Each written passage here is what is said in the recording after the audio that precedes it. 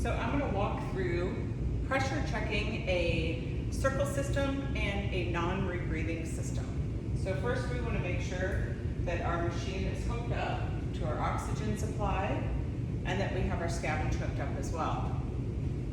Then we choose our circle system tubes and we connect them to our outlets, our expiratory limb and our inspiratory limb associated with our one-way valves. We make sure that we have a bag hooked up to our machine as well. Then with the oxygen flow off, I close the patient end of our tubing, close the pop-off valve, and I inflate our bag and look at my pressure manometer, and I inflate up to 20 centimeters of water. I keep my thumb here, and I look and I make sure that we're holding at 20 centimeters of water. We are, so I know that we don't have a leak in our system.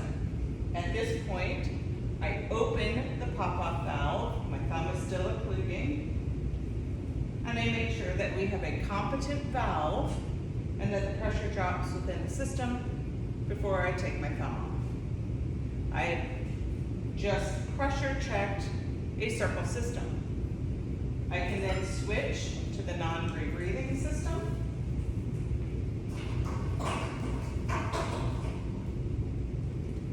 I simply hook up my non-rebreathing system to the machine.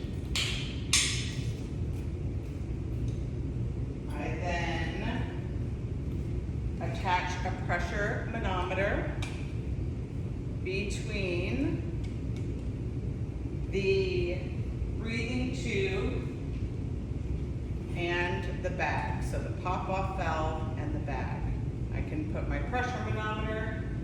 I then go through the same process where I close the pop-off valve, make sure it's closed. I occlude the patient end, and I inflate my breathing bag. I inflate using the pressure manometer up to 20 centimeters of water. I make sure that it is holding. I then open the pop-off valve, make sure that the pop-off valve is functioning before removing my thumb. I have thus pressure checked the non-rebreathing system as well. And it's just that quick to pressure check your machine before a case. So why do we do a pressure check of our machine prior to anesthesia? We do a pressure check so that we can be assured that there are no leaks from here to the patient and away. So that if we are getting a leak under anesthesia, we know it's from this portion into the patient.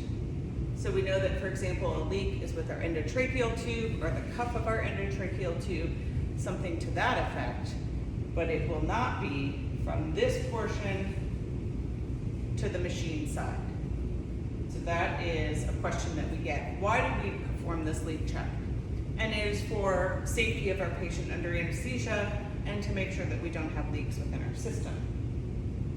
And we include the idea and the analogy that I use is that once we close this pop-off and we inflate our bag, we are essentially blowing up a balloon. And we want to make sure that balloon holds air.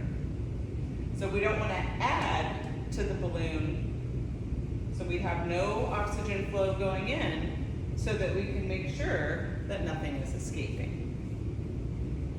And then we want to know by opening our pop-off that that pop-off is working and is safe for our patient to be attached to this machine. If the pop-off is not working appropriately and it's sticky, it's not a competent valve, then you can actually get pressure building within the system and can cause barotrauma to the lungs. So that's why we always make sure that we check the pop-off as well at the end of our pressure check. So the question is, what do we do if we find a leak? At this point in time, it's not up to you to diagnose a leak.